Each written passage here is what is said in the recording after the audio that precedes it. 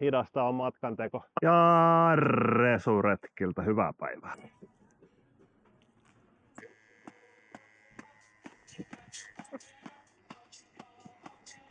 Minkälaista hommaa? Ihme hommaa.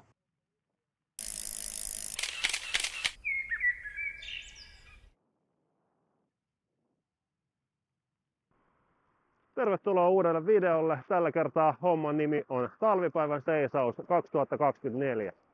3 maalipaikkaa, mistä saa itse valita. Minimissään pitää ajaa 150 kilometriä. Ja tämän ajon pitää tapahtua auringon laskun ja auringon nousun välissä. Eli tarkoittaa sitä, että Tampereelle, joka on mun maalipaikka huomenna, siellä aurinko laskee 15.04. Mun pitää lähteä aikaisintaan liikkeelle 15.04. Tai toki voi lähteä aikaisemmin, mutta vaan tämän kellonajan jälkeen ajetut kilometrit lasketaan virallisesti. Ja perillä pitää olla sitten ennen auringon nousua, eli 9.44. Ja sen verran vielä, että viimeisen 2 tunnin aikana pyörän on liikuttava vähintään 15 kilometriä. Ja yksi tauko saa olla maksimissaan 2 tuntia. Siinä vähän näitä sääntöjä. Kiitos Mikko Mäkipää, kun järjestät. Ja Tampereelle on lähdössä noin 60 tyyppiä ajamaan huomenna. Tai ainakin 60 on ilmoittautunut. Ja siellä sitten maalissa aamulla nautitaan lämpimästä saunasta ja hotellin brekusta, joka varmasti tulee molemmat aika tarpeeseen. Tikkurilasta startti ja kilometrejä kertyy semmonen just reilu 200. Et talvi 200 yön yli. Tervetuloa mukaan.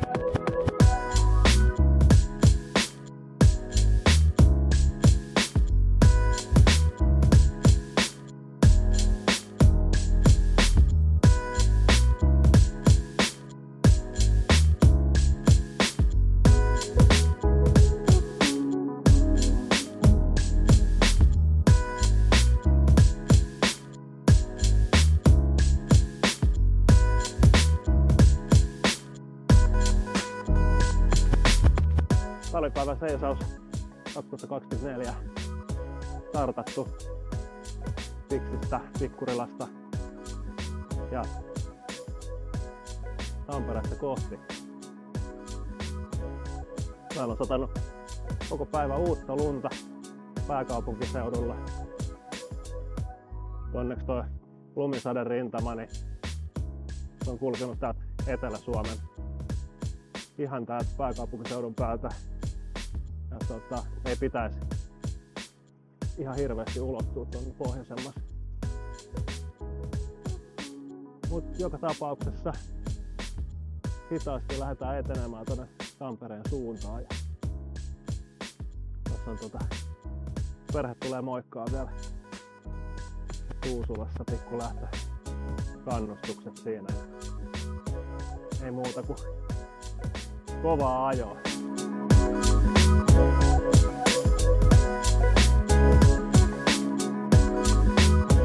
Juu, ei oo aurattu.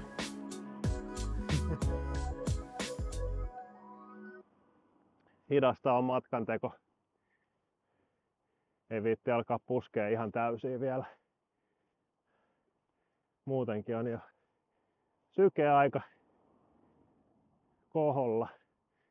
Tuolla joku punainen valo vilkkuu. Oiskohan mahdollisesti talvipäivän seisaus pyöräilijöitä? Maratoni 1952. Helsingin olympialaiset kääntöpaikka olleella. Tulee raskas yö. Ainakin raskas startti. Uutta lunta on mukavasti. Täällä on aika lämmin. Aika paljon mulla on vaatetta päällä, mutta voisi ottaa 1 kerroksen ehkä pois. Katsotaan.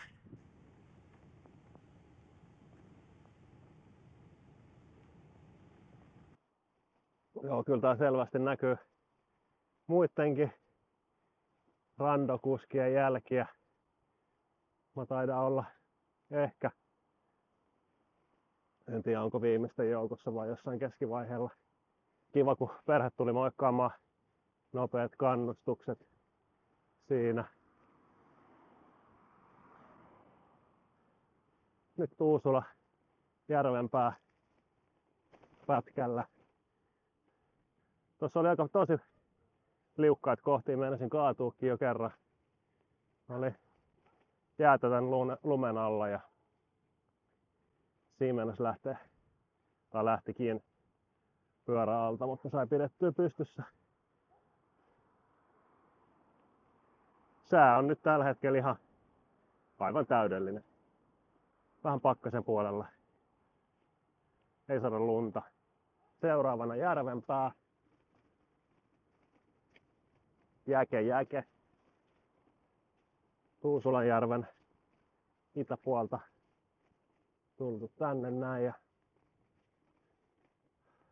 ei toivoakaan, että vois pitää kameraa tossa, koska tää on niin muhkuraista tää tienpinta. Tärisee aika kovaa. 26,5 kilsaa ajettu näköjään. Tunti 50. Hidasta on, mutta mikäs tässä ei ole mihinkä kiire.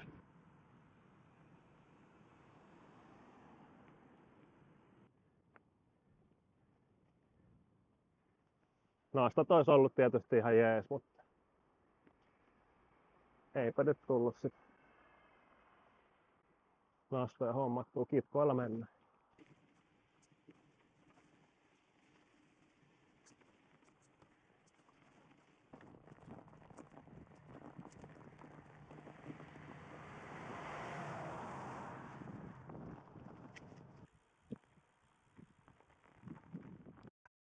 Ja Resuretkiltä hyvää päivää. Eka stoppi kohteessa ABC Hyvinkää. 51 kilsaa ajettu, eli 1/4 takana. Oli hyvät suunnistussekoilut tuossa äsken. Mä olin jossain kuntopolulla tuolla.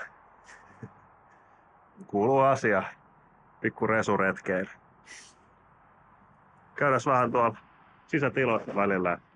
Sitten homma jatkuu Riihimäen ja Tampereen suuntaan. Eiku Riihimäen ja Hämeenlinnan suuntaan, eikö? Täällä on ainakin jokunen kanssamatkustaja.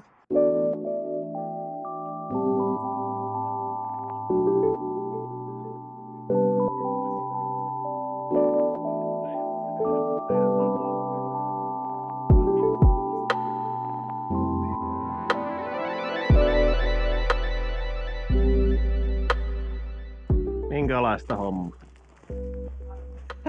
Ihme hommaa. Ihme homma. Joo,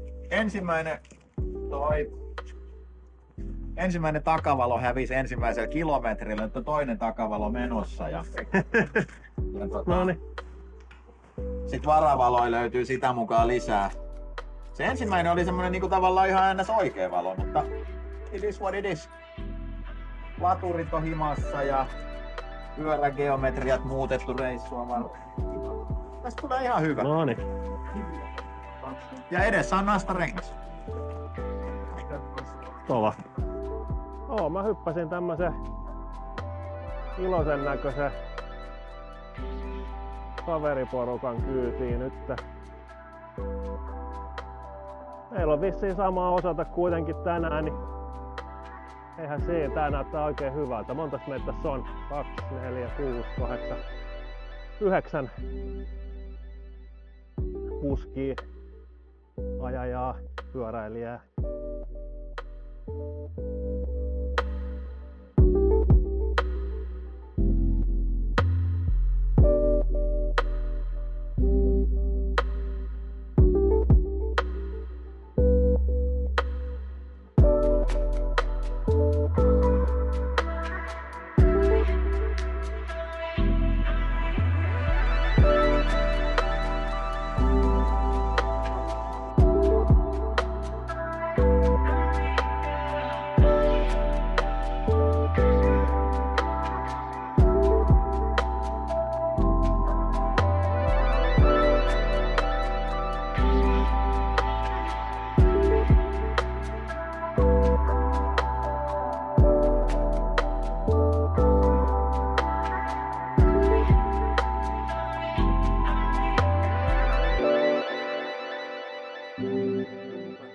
Kaikki mukana. Jatketaanko suorille?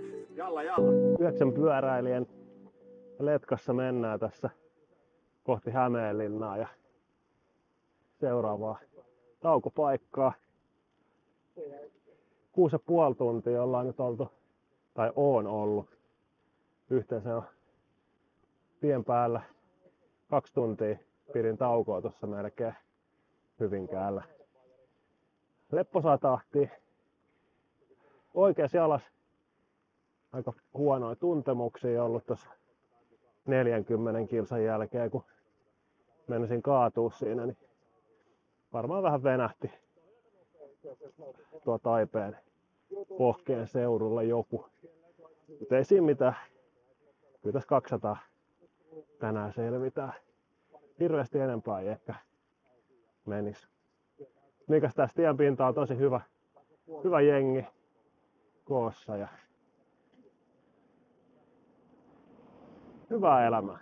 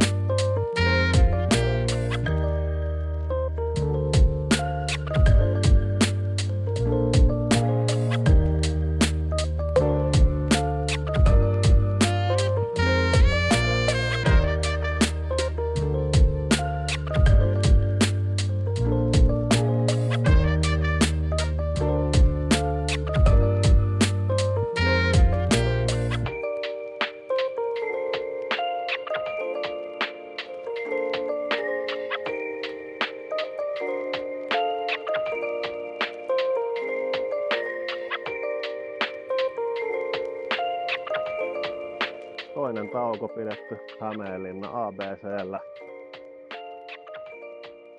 kohdassa 113 kilometriä kautta 200.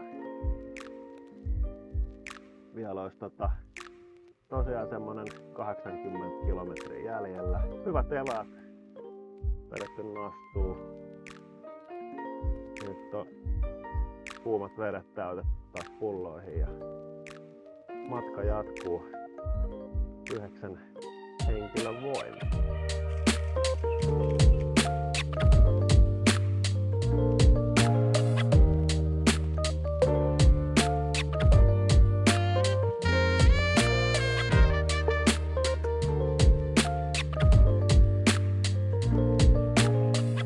Yhdellä ryhmän jäsenistä vähän vaikeuksia takarenkaan kanssa, sit taas sitä koko ajan ilmaa pois. Pitää pumppailla tasaisin väliajoin tässä ja seuraavalla stopilla sit katsoo, jos fiksattuu.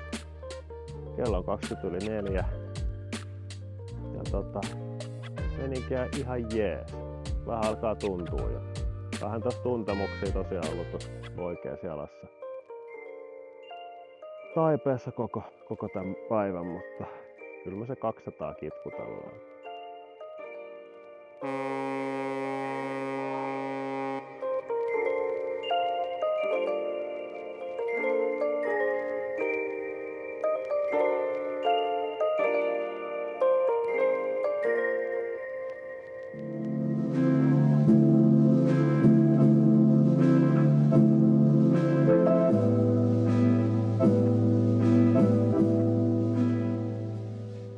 Vikatauko Aapiskukolla pidetty, 153 kilsaa takana.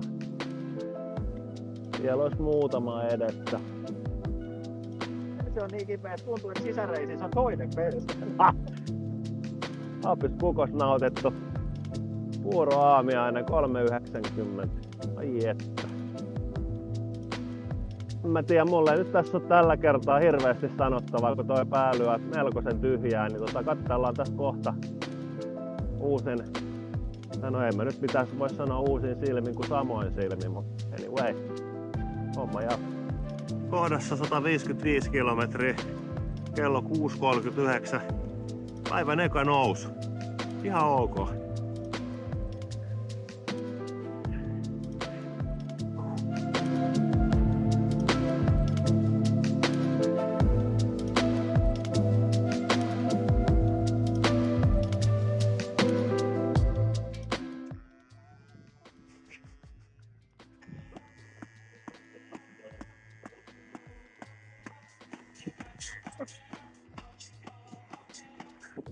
10 jäljellä. Mikä fiilis?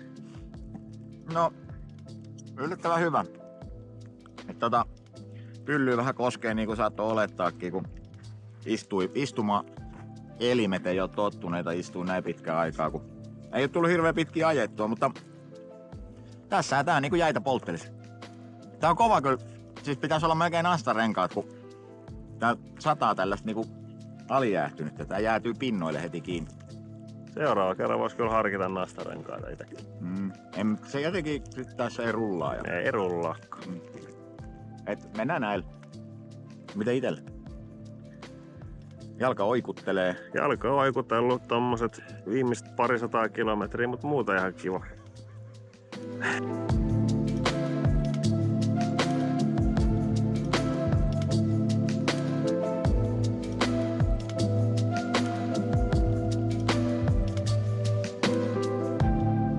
Tampereella ollaan.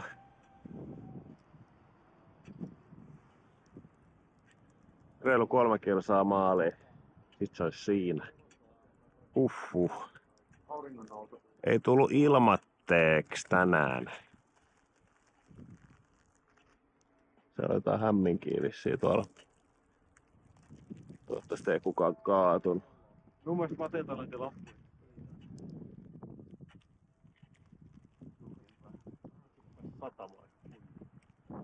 Tämmöstä jotain alijäähtynyttä vettä tulee vielä meidän pyöräilijöiden iloksi.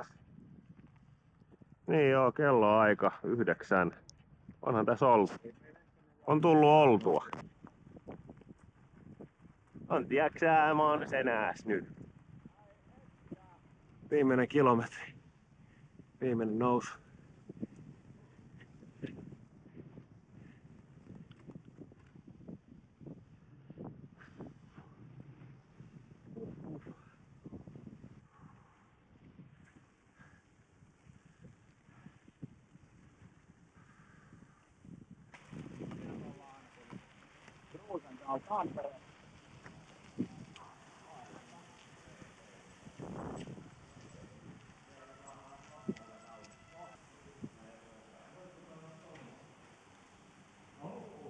Onhan tää joku muukin näköjään tullut.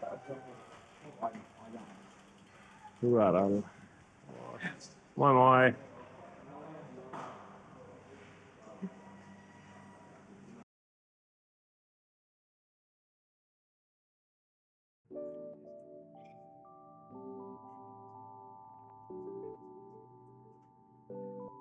Talvipäivän seisaus 2024. Nyt on 3 viikkoa kulunut. Pientä jälkipuintia aiheesta. 3 viikkoa eikä jalka ole vieläkään oikein toipunut kunnolla niistä mun melkein kaatumisista. Eli mä jouduin ottaa jalalla vastaan siinä sitten kun pyörä alkoi lähteä alta ja ilmeisesti tää jalka sitten taittui jotenkin yli tosta niinku taipeen kohdalta ja siinä on edelleen tuntemuksia. Enää ei satu, mutta tuntuu, että kaikki ei ole kohdallaan. Että en ole vielä ottanut lääkäriin yhteyttä, mutta katsotaan, jos se tästä lähde vielä 4 viikon aikana paranemaan, niin sitten pitää tehdä jotain asialle. Siinä Tuusulan kohdalla oli röpelöistä jäätä lumen alla ja pyörä lähti ihan 90 astetta siinä alta. Ja siinä niin kuin kolahti tosi kovaa. Ei tullut sovittua etukäteen, että ajettaisiin kimpassa, mutta mä olin aika varma, että sieltä niin kuin Helsingin suunnasta on paljon ajajia. Meillä oli alustavasti puhettakin Viiksivelon kanssa tossa, eli Juhon kanssa, että molemmat on ajamassa, mutta ei sovittu sen enempää tarkemmin mitään. Mä olin aika varma, että me törmätään kyllä jossain huoltoasemalla ja niin kuin tehtiinkin sitten Hyvinkäällä. Hyvinkäälle asti ajoin yksin, niin pyöräteitä todella paljon rankempaa. Mulla oli sykkeet siinä 160, kun ei niitä ollut aurattu niitä pyöräteitä tietenkään siihen aikaan. Ja etenemisvauhtikin oli tosi hidasta. Niin sitten Hyvinkäältä loppumatkani ajettiinkin tien autotien reunaa siinä, koska ei siellä pyörätiellä ei ollut mahdollista. Eikä näköjään kovin turvallistakaan ajaa, niin ajettiin sitten siellä. Ja totta kai se on niinku harmi, kun sitten koko loppumatka oli jalka kipeä, niin eihän siinä voinut mitenkään nauttia siitä ajosta samalla tavalla kuin ilman niitä kipuja olisi voinut nauttia. Muuten meni kaikki nappiin. Juoma, ruoka, vaatetus.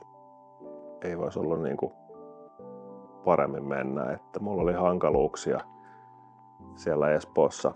Ja yön yli yö ulkona 300-sella oli hankaluuksia nesteytyksen ja ruoan kanssa. Ja nyt tuntuu, että se on hyvin löytynyt balanssi sekin puoliin. Ja meni tosi jees. Mut hei, nyt muutama kysymys Juholle eli Viiksivelolle. Mitä sulle jäi hommasta käteen? Morjesta, Pekka ja Pekan tilaajat. Täällä on Juho ja luminen talvinen Pohjois-Helsinki. Ollaan nuoren komissaarin kanssa vaunulenkillä eli jauhamassa PK:ta. Pekka lähestyi mua ton talvipäiväseisauksen jäljiltä ja pyysi vastaamaan 4 eri kysymykseen. Ja sen verran pohjustusta, että mehän ennen tätä lenkkiä ollut ikinä Pekkaa edes tavannut niin kuin in person. Ja Hyvinkäältä Pekka hyppäsi letkaan mukaan ja porukalla ajeltiin 1 yö sitten Tyytö Tampesteri. Ensimmäinen kysymys, johon Pekka halusi vastauksia, on se, että minkä takia minä henkilönä halusin lähteä ajamaan talvipäiväseisausta. Ja olin parina vuonna aikaisemminkin miettinyt, että toi TPS voisi olla semmonen pitkän matkan setti, joka voi sitten kiinnostaa, kun siinä on omia semmosia pöljiä aspekteja. Ja sitten tänä vuonna niin seuratoverini Mikko, joka kerää kilsoja tonne likaiselle lakeudelle, niin esitti kysymyksen, että lähdetkö ajamaan. Ja sit ajattelin, että no, jos sanoo, että joo, mennään vaan, niin tuleepahan sit ajettua ja liikuttua. Ja ei kaduta, että tuli ajettua ja liikuttua. Oli ihan hyvä reissu. Kaikkiaan. Sitten se, että mitä haasteita retkellä oli, niin ehkä tavallaan mun mielestä niinku suurimmat haasteet itselle tällä hetkellä on se, että meillä on tää pikkuinen komissaari täällä himassa kasvamassa ja kehittymässä. Ja sehän nyt sitten tietysti tekee sen, että välttämättä niinku lepo ja palautuminen ei ole täysin optimoitua. Eli aikamoisella univelalla, kun lähtee tommoseen yö yli tapahtuvaan 15-16 tunnin nytkäytykseen, niin sen tietää, että tavallaan niitä korkoja maksetaan melko pitkään. Ja ehkä se ei välttämättä tai mulla oli ajatus, että jalkakaan ei varsinaisesti ole ihan täysin syönnillä. Toinen mikä oli, niin huomasin, että kylmä keli, niin se aiheutti vähän itselle haastetta silleen, että mä oikein saanut takaketjua syttymään pyörityksessä. Ja se oli vähän semmonen etureisipainotteinen ajo. Niin rupesi Järvenpään kohdalla itse asiassa jo vähän niin kuin jännittämään, että tuleeko riittämään jalka, mutta parit aktivointijumpat siinä taukojen aikana, niin sain jalan riittämään. Herranen aika on liukasta. Toinen ehkä mikä itse koin haasteelliseksi, niin oli toi keli, eli se huiteli jossain 8 pakkasasteessa ja mulla oli siis jalassa Enduran työmatka semmoset niinku topatut bokserit. Tai siis ajohousut, joissa on se Enduran semmonen niinku kevyt se säämiskä. Et se ei oo geeli eikä oo semmonen kiinteä, vaan se on semmonen fluffy vaahtomuovi. Ja sitten sen päälle oli laittanut Enduran, onkohan ne nyt sit, no en lähde sanoa mitään merkkejä ja malleja, kun en niitä muista ulkoa, mutta semmoset kuitenkin talvipyöräilyhousut pitkät. Ja ne oikeastaan puoltaa aika hyvin kyllä paikkaansa, että ne pitää viiman ulkopuolella ja harjattu sisäpuoli, niin niillä on hyvä mennä. Ja sit niiden päälle laitoin Rukan toppashortsit, semmoset murtomahiihtoshortsit. Ja tää oli ihan puhtaasti niinku siinä tää ajatus, että aina oikeastaan kylmässä kelissä niin mun ongelmaksi muodostuu se, että satulan kautta, kun kaikki pehmusteet ja niin toppaukset on läjässä, niin sitä kautta se kylmä hiipii sitten tonne, no sanotaan suoraan keskikohtaan ja niille huuhu-alueille. Ja persaus kun on jäässä, niin yhtäkkiä se rupeaa jäätää sit rankaa pitkin alas selkää ja munuaiset ja eturauhaiset ja muut, niin se on vähän niinku semmonen ongelma. No, lähdin taklaa sitä ongelmaa laittamaan paljon niitä kerroksia. Joo, onnistu, ei tullut kylmä, mutta sit siinä tulee semmonen ongelma, että sit se muuttuu se penkki aika pehmeäksi ja ehkä oma rumppani ei ole tottunut semmoiseen pehmeeseen penkkiin, niin en tiedä, onko Pekka editoinut videolta pois, mutta Se on niin kipeä, että tuntuu, että sisäreisissä on toinen perse. että se jotenkin se niinku pehmeä housu ajaa semmoiseen erilaiseen asentoon, joka sitten kuormittaa eri kohtaa kuin niitä tuttuja totuttuja istuinkyhmyjä. Tankkaus meni silleen itsellä kyllä niinku täysin maaliin, että seuraavana päivänä jo niin huomasin aloista, että ei ole minkäännäköisiä niinku lihaksissa mitään tuntemuksia siitä, että olisi ajanut. Että tavallaan ruokaa riitti ja kalorivajeelle, niinku vakavalle kalorivajeelle ei tarvinnut mennä, että ei mitään bonkkauksen merkkejä eikä mitään niinku kiputiloja lihaksissa jälkikäteen. Yleisfiilis ajosta niin tosi positiivinen. Niinku tää oli tapahtumana mun mielestä kiva silleen, että sopivasti ehkä niinku pöljää ja sit semmonen niinku kavereitten kanssa ajelu, että niin kuin sanottua, niin Mikko kysyi, että lähetkö? Sanoin, että lähen. Ja sit loppujen lopuksi niin olikohan meitä 9 vai 10 ukkoa junassa. Tai siis niin kuin siinä meidän ajojunassa. Ja päästiin ihan niin kuin pyörittelemään sillä lailla maantiehenkisesti siinä vetovuoroja ja muuta. Että kukaan ei joutunut millekään äärimmäisille rasituksille. Ja periaatepäätöksellä niin ketään ei myöskään pudotettu letkasta. Että uupuneemmat autettiin sit porukalla maaliin. Sen verran ehkä tavallaan aikataulutukseen saattaisin puuttua, että nyt kävi silleen, että koska ajonopeus tippui viimeisillä 10 kilometreillä niin rajusti, että saatiin kaikki haalattua Tampereelle, niin se johti siihen, että saunomaa ei Roosendaalissa kerennyt, kun oli kiire jo junalle himaa, niin ehkä ensi vuotta silmällä pitäen, hetkinen, sanoinko mä ääneen? No siis jos olisi ensi vuonna lähdössä ajamaan, niin saattaisi ottaa silleen vähän lisää aikaa siihen Tampereen päähän, että kerkee saunomaan ja relailemaan enemmän. Se voisi olla palkitsevaa. Miksei jopa hommaisi jotain majoitusta tai mestaa, johon mennä lepäämään Tampereella, koska on se aika liskonen se junamatka sieltä himaa. Siitäkin selvittiin. Toinen mikä juttu tuli mieleen, niin se, että kävin syksyllä kuvaamassa Ruskan startin. Tein siitä ihan nopean videopätkän. Sitten kävin ajaa tän talvipäiväseisauksen. Nyt on vähän kiinnostellut ehkä kevään Espoo 200 tai sitten syksylle se yöulkona 300. Mutta ne nyt on jossain mietintämyssyssä. Mutta yhtä kaikki niin tästä pyöräily Discord innostui, että jos on käynyt kuvaamassa Ruskan startin ja ajamassa TPS:n, niin se on vahva indikaatio siitä, että ensi vuonna ajetaan Ruskaa, eli vuonna 2025. Niin sen verran voin sanoa vuoden 2025 Ruskan osalta, että aion... Kiitos kun katsoit tänne asti. Pistä kanava tilaukseen, peukkuu ja kommentoi. Meinaatko ajaa tänä vuonna Finland Randonneur -tapahtumia? Nähdään seuraavalla videolla.